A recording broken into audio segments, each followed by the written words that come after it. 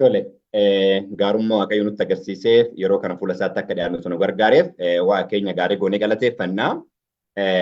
Yeroo kana qayyabannaan mata dureen waliin ilaalleetiin jennu Waaqayyoon kattaa keenya isa guddicha isa jedhu jechuudha. Mata duree Waaqayyo kattaa keenya isa jedhudha. Yeroo kana jecha mata duree kanarratti namoonni baay'een mata duree garaagaraatiin dhiyeessu waa'ee Waaqayyo isa kattaa keenya jedhu kun. By the way, raajii bara dhumaa wajjin illee kutaa baay'ee murteessaa ta'een wal qabatu qaba. Waan kana bal'inaan Daani'el boqonnaa 2 wajjin illee wal qabsiifne akkasumas immoo hundi keenya illee garamitti akka waamamne wal qabsiifne akkasumas immoo Kiristoos nuuf eenyu akka ta'e illee walitti qabnee ilaalleetiin jenna jechuudha. Walitti qabnee ilaalleetiin jenna jechuudha. Kanaaf garasitti kallattiidhaan oduun seenne kadhataan jalqabneetiin jenna. Hundumti keenyayyuu haaluma nu mijatetti fuula Waaqayyootti dhiyaannee kadhaadhaaf dhiyaanneetiin jennaan kadhanna.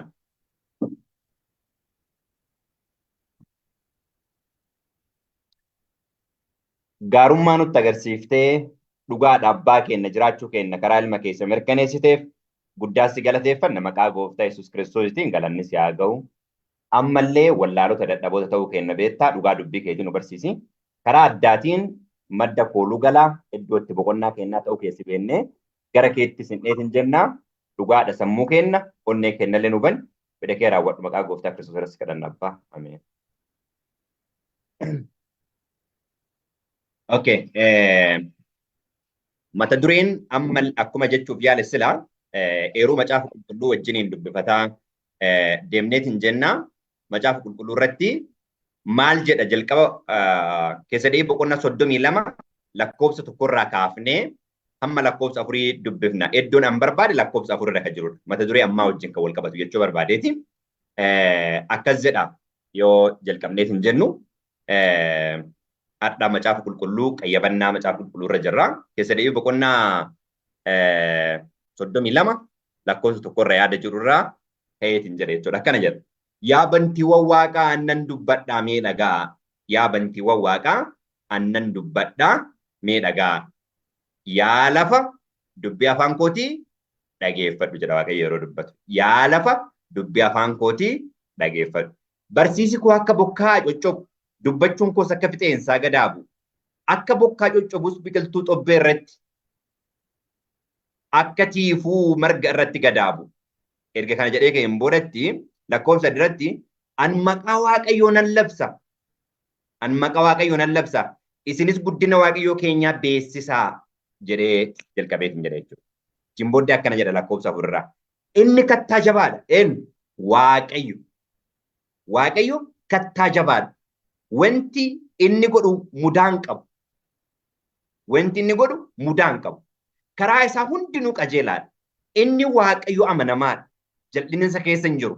Inni dhuga qabeessaa fi qajeelaadha jedha.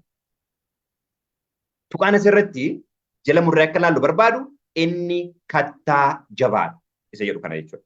Macaafa qulqulluu keessatti waa'ee kattaa isa jedhame kana irra deddeebi'ee yeroo baay'ee dubbatee jedha macaafa qulqulluu keessatti. Mee ammallee nullee akkuma macaafni qulqulluun caqasetti takkuma takkaan ilaalla waan macaafni qulqulluun jedhu. Takkuma takkaan ilaalla macaafni qulqulluun waan jedhu. Waaqayyo nuuf kattaa jabaadha gaafa jennu kattaa wanti jedhamee itti fakkeeffamee fi kan hin sochoone jechuudha. Kan haala irratti hundaa'ee bifti isaa hin jijjiiramne. Kanaaf macaafni qulqulluun maal jedhaa? Milkiyaas boqonnaa 3 lakkoofsa 6 irratti Waaqayyo kaleessas isuma adhallee isuma bara baraan kan hin jijjiiramnedha jedha. Ibroota boqonnaa 13 irratti illee Yesuus Kiristoos kaleessas isuma adhallee isuma bara baraan isuma sana jedha. Kanaaf hin jijjiiramu jechuudha. Kun Waaqayyo keenya.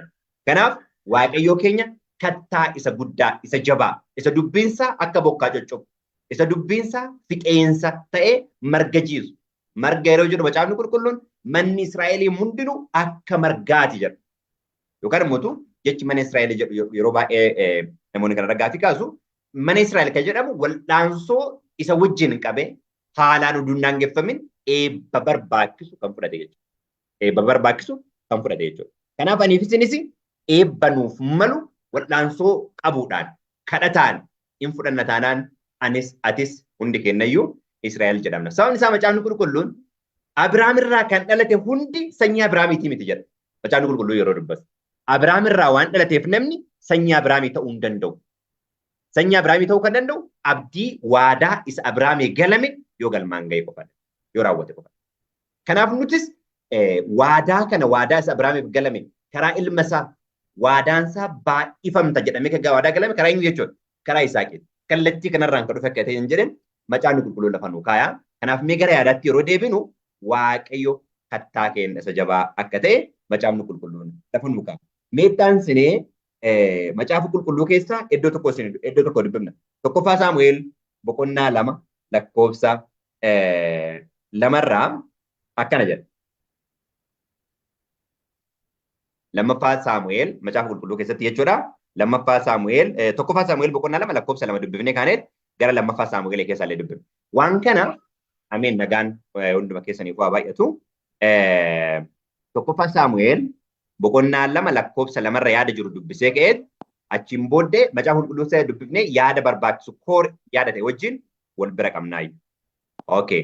Macaafni qulqulluun akkas jedha. Tokkoffaa Saamu'eel boqonnaa 2 lakkoofsa 2 yaa Waaqayyo qulqulluun akka keetii tokko illee hin jiru jedha.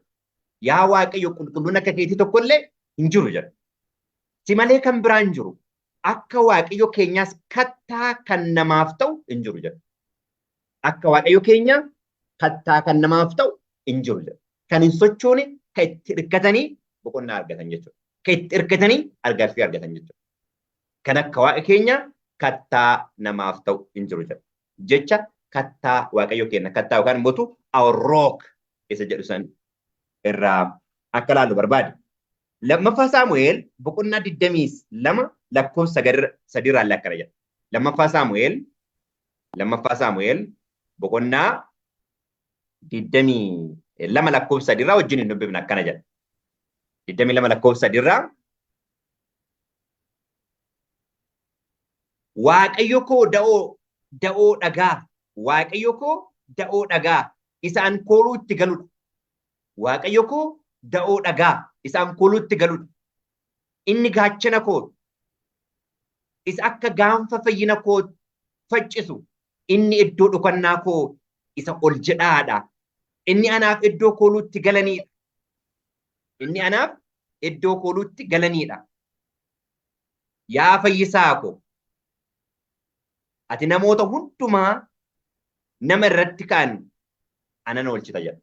Kanaaf ati anaaf maal kooti jedha? Kattaa kooti. Iddoon itti boqadhuudha. Iddoon itti an kooluu galuudha jedha macaafni kun. Kanaaf kattaan inni guddichi nuuf eenyudha jechuudha? Waaqayyoodha jechuudha. Mee waan kana karoora fayyinaa wajjin yaadni kuni faarfannaa boqonnaa 18 lakkoofsa 2 irratti illee yaaduma kana turre deebi'a. Faarfannaa boqonnaa 18 lakkoofsa 2 irraa illee yaaduma kana argineef hin jenne jechuudha. Faarfannaa boqonnaa 18 lakkoofsa 31 irraa akkana isa qofa dubbiseen achiin booddee gara yaada xiyyeeffannaa guddaatti kennuu barbaadutti darbeetiin jedha. Faarfannaa boqonnaa 18 lakkoofsa 31 irraa wajjinumaan dubbifannee hundi keessaniyyuu baasaati wajjin dubbifanneetiin jenna akkas jedha. Faarfannaa boqonnaa 18 lakkoofsa 31 irraa akkana jedha. 18:31 irraa. Goofticha malee Waaqayyo eenyure? Waaqayyo keenya malee kattaa jabaan eenyure jedha. Goofticha malee gooftaan eenyure? Waaqayyo malee gooftaan kee eenyure? Isa malee kattaan keenya jabaan eenyure? Jedhee dubbatee jira jechuudha. Baay'ee gaarii. Amma waa'ee kattaati kalaalle. Waa'ee kattaa dhagaa jabaati kalaalleeti jennee isatti kooluu galan, isatti boqotan, isa itti dhokatan waa'ee isaati kalaalleeti jennee jechuudha. Macaafni qulqulluun waa'ee Kiristoos Yesuus yeroo dubbatu akkas jedha. Amma as keessatti gammaatti kalaalaa turre Waaqayyoon keenya kattaasa jabaa akka ta'e argineef hin jennee jechuudha. Okay. Macaafni qulqulluun waa'ee Kiristoos yeroo dubbatee hin jedhu dhagaa jiraataa jedha. Dhagaa jiraataa jedha. Mee dhadhee dubbifanna hundi kennayyuu.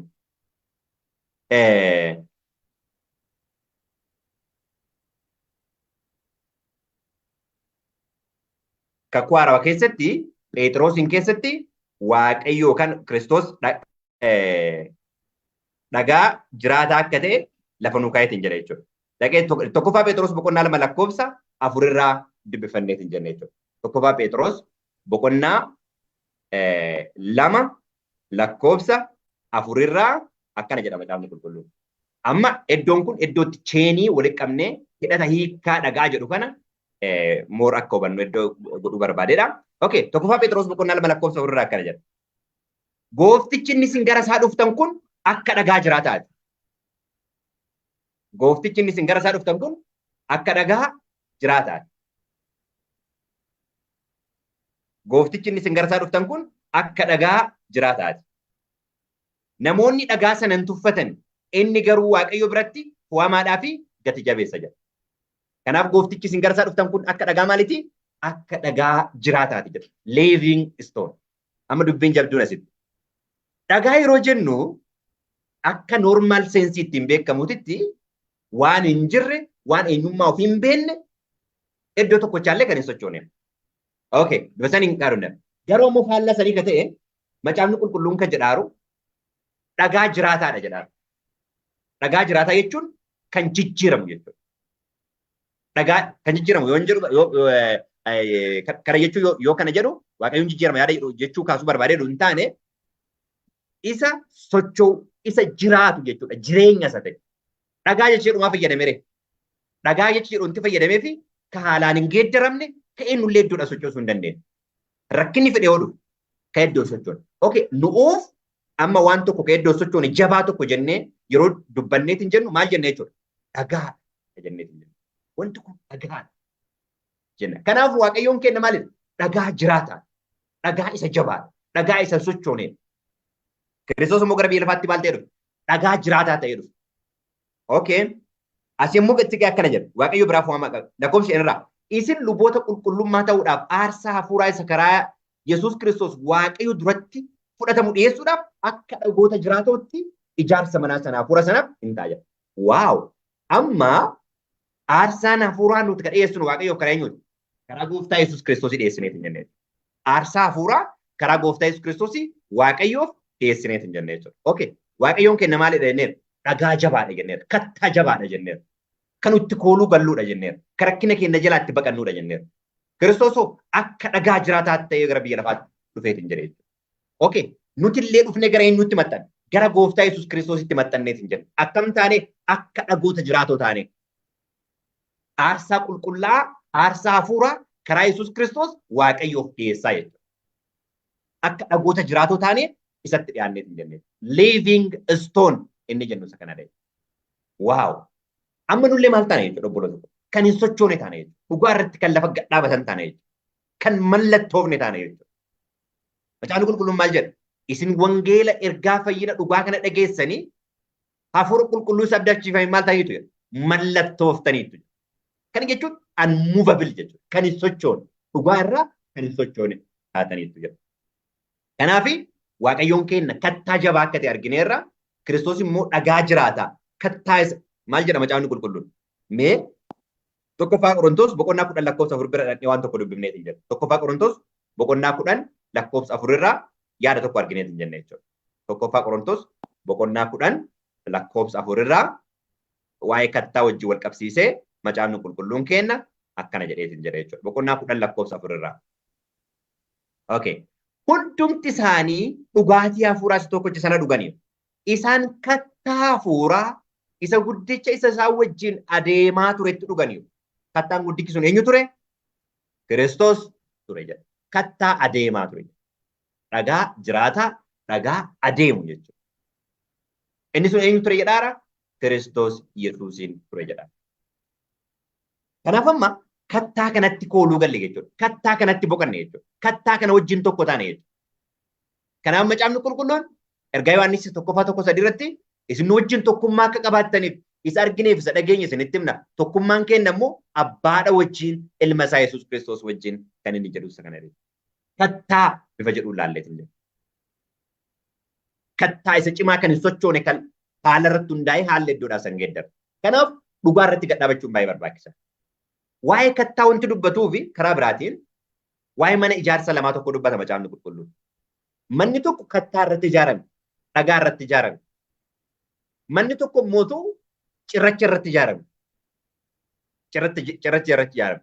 Mana cirracha irratti ijaarame kana lolaan hin lola'ee bubbeen hin bubbisee roobni hin roobee jedha. Kanni hundumayyuu iddoo tokko hojjete kan argannu. Jechoota asirra jedhu irra deebi'a. Roobni hin roobee, lolaan hin lola'ee, bubbeen illee maal godhe hin bubbise. Mana isa cirratti ijaarame hin kuffise. Kufaatiin isaallee kufaatii hamaa baay'ee nama sodaachisu ta'e jedha Macaafni Qulqulluun. Okay. Inni kattaa irratti ijaarame hoo?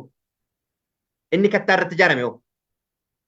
Kun hundinuu rakkinni kun irra ga'e garuu iddoodhaan sochoone jedha. Kattaa jechuun isa kana. Kan iddoodhaan sochoone jechuudha. Kan dhaabatee hafu jechuudha. Dhugaa irratti. Dhugaa irratti. Karaa biraatiin tokkoffaa Qorontos boqonnaa 3 lakkoofsa 11 irraa yeroo dubbiftanii hundee dur kaa'ame sana malee eenyullee hundee biraa maal gochuu hin danda'u jedha. Kaa'uu hin danda'u jedha lakkoofsa 11 irraa. Kaa'uu hin danda'u jedha. Hundeen dur kaa'ame sunis eenyu inni jedha. Kiristoos Yesuus jedha. Hundeen dur kaa'ame sunis Kiristoos Yesuusidha jedha. Hundee kanarratti kun warqeedhaan, kun dhagaa gati jabeessaan, kun immoo meetiidhaan, kun sibiilaan, kun hoffaadhaan, kun citaadhaan ijaarata jedha. Kun hundi maaliin gargar ba'a jedha. Ibiddaan gargar ba'a jedha. Ibiddaan gargar ba'a jedha. Kanaaf kana jechuun rakkoon guddaan hin jira jechuudha. Ibiddaan gargar ba'a jechuudha. Ibiddi maaliif fakkeeffamaa? Rakkina fakkeeffamee jira. Kanaaf amma dhaabannaan nurra dhaabanneet hin jennu dhagaa irra ta'uu adda baafachuu qabanneet hin jennu. Waaqayyo Abbaan inni ilma ofii dabarsee nuu kenne dhagaadha. Dhagaa jiraataa kana sochoonedha. Kiristoos dhagaa jiraataadha. Nullee akka dhagaa jiraattotaatti fuunee isatti maxxachuu danda'u qabanneet hin jennu.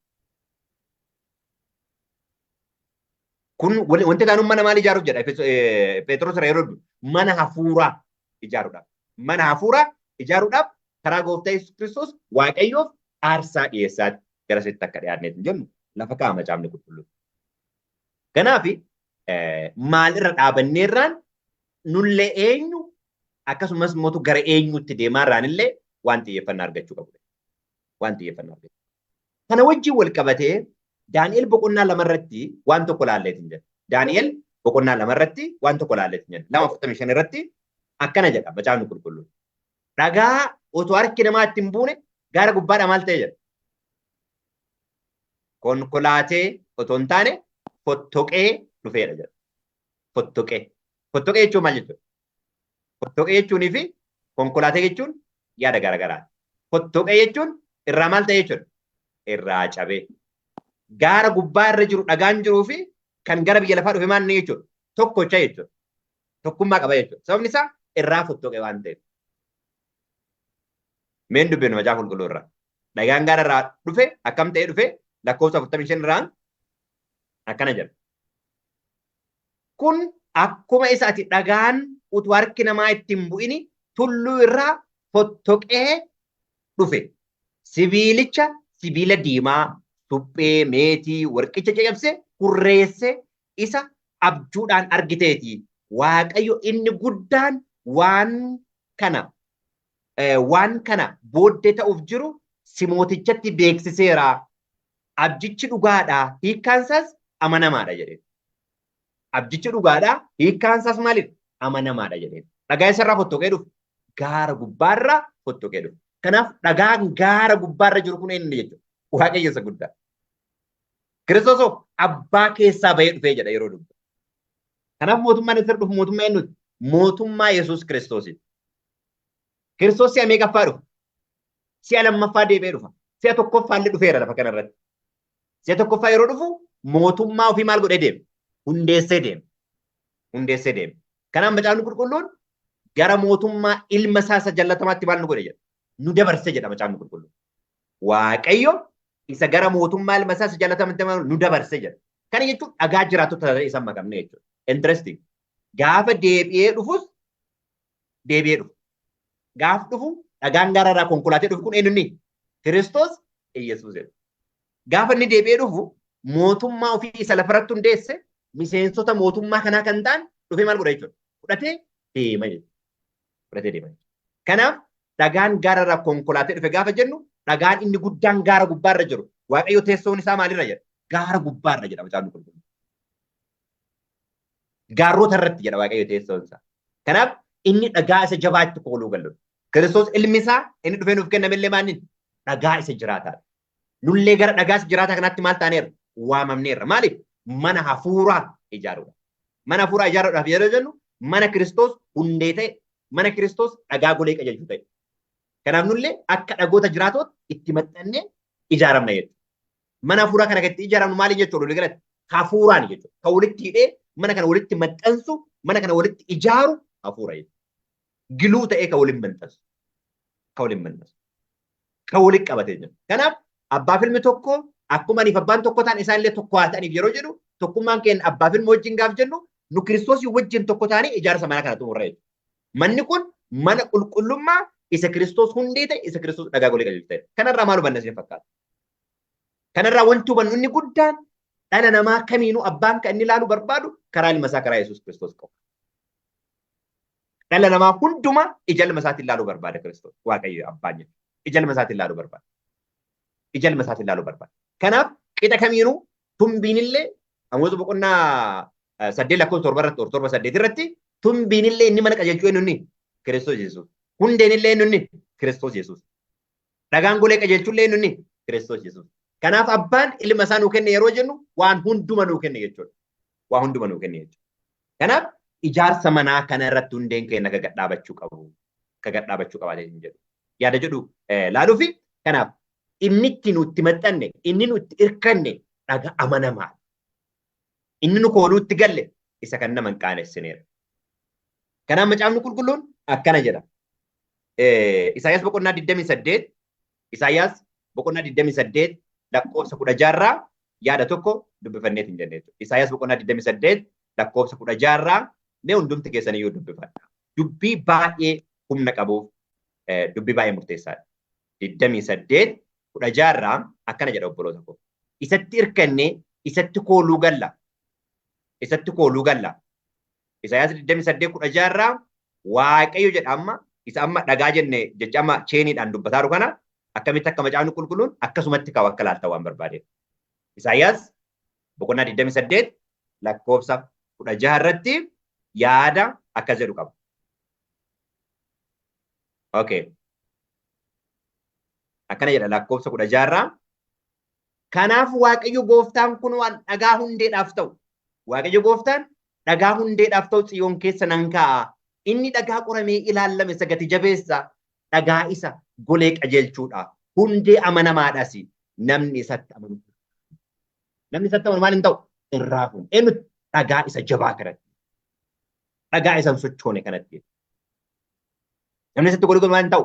Irraafama. Irraafama. Kanaaf Waaqayyoon keenya dhagaa isa jabaadha. Dhagaa isa irraafamneedha. Kiristoos immoo Israa'eloota kan hordofaa ture kattaa isa bishaan hafuuraa keessaa burqaa turedha. Itti aansee immoo dhagaa isa jiraataa isa nutti maxxannee jireenya argannudha. Kanaaf kattaa isa jedhu waaqummaa wajjin akkana wal qabannee ilaalla, wal qabsiifnee ilaalla jechuudha. Gara dhumaatti yaada waliin ijaaramna jedhu yaadaan waliin qabuu fi gara Phexrositti deebinee iddoo tokko dubbifnee ergaa yaada gara goolabbiitti finnee kaaniin booddee mariidhaaf iddoo kennineet hin jenna. Mee macaafa qulqulluu keessatti gara Phexrositti deebinee iddoo tokko ilaalla. Tokkoffaa Phexros boqonnaa 2 lakkoofsa 4 irratti 4 waluma faana dubbifna. Tokkoffaa Phexros boqonnaa 2 lakkoofsa 4 irraa waluma faana dubbifneet hin jenname. Dubbii baay'ee namatti toludha. Akkas jedha macaafni qulqulluun. Gooftichi inni isin gara isaa dhuftan kun akka dhagaa jiraataati. Gooftichi inni isin gara isaa dhuftan kun akka maalitti jedha? Akka dhagaa jiraataati. Namoonni dhagaa sana hin tuffatan. Isaayyaas 28:16 wajjin wal bira qabsiisaa ilaala. Namoonni dhagaa sana maal godhan? Hin tuffatan.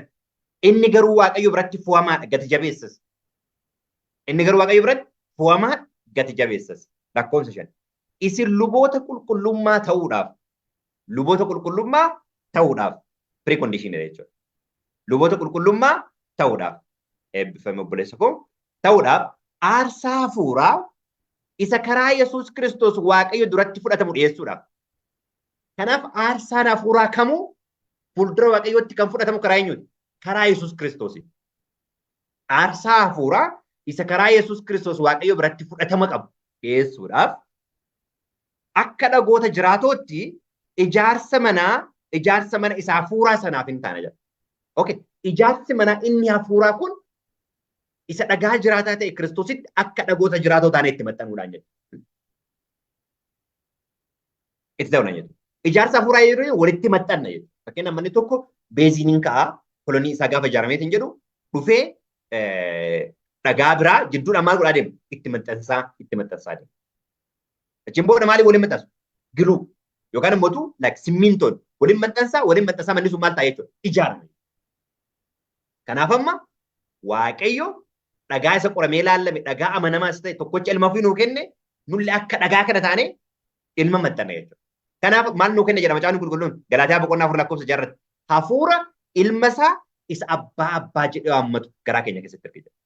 Amma hafuura ilma isaa kana yeroo jedhu ilmaan Waaqayyoo taane nullee jechuudha karaa biraa. Ilmaan Waaqayyoo taane obboloota keenya jedhe obboloota koo jedhee nu waame jechuudha Kiristoos.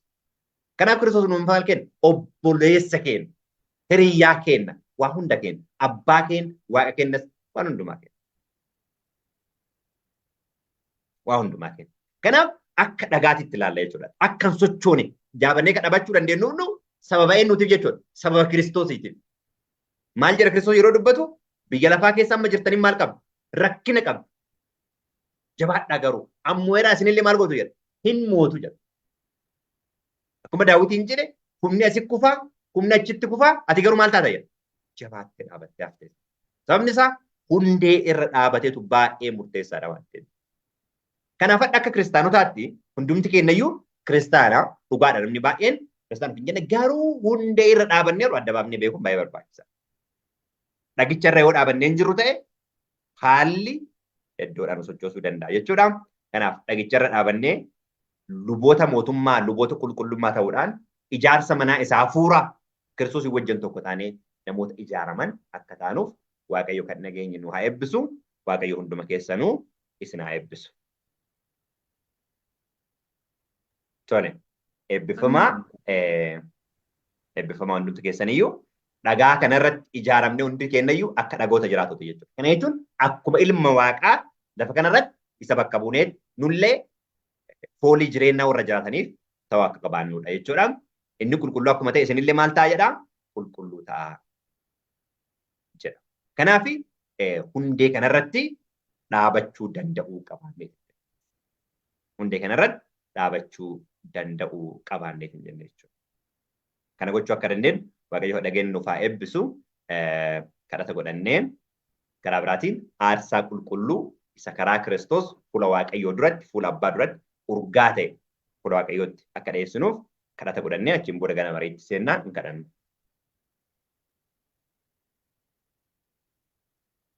Gargaarsa jaalalaa nu gootee Waaqayyo Abbaa keenyaa dhugaa dubbii kan keetii akka barruuf isa nu gargaarteef hiikkaa dhugaa ilma kan kee wajjin tokkocha ta'uu gara guutummaa ilma keetti guddachuu dhugaa caafame akka barruuf sammuu keenya waan nu hubatteef galanni si haa ga'u. Ammallee kama duraa caalaa hubataa akka deemnuuf ati nu gargaari. Ofii keenyatti diinatti illee dabarsitee nu kenni. Isa gadhaatti nu gooteef maqaa Gooftaa Yesuus Kiristoosiin galata fudhadhu. Ammallee cubbuu jibbinee addunyaatti nagaa dhaamnee qulqulloota samiin qulqulluu jedheen taanee akka jiraannuuf nu gargaari. Afaan yeroo keenya irratti moo'i. Maqaa Gooftaa Yesuus Kiristoos irratti kadhanna Abbaa. Ameen.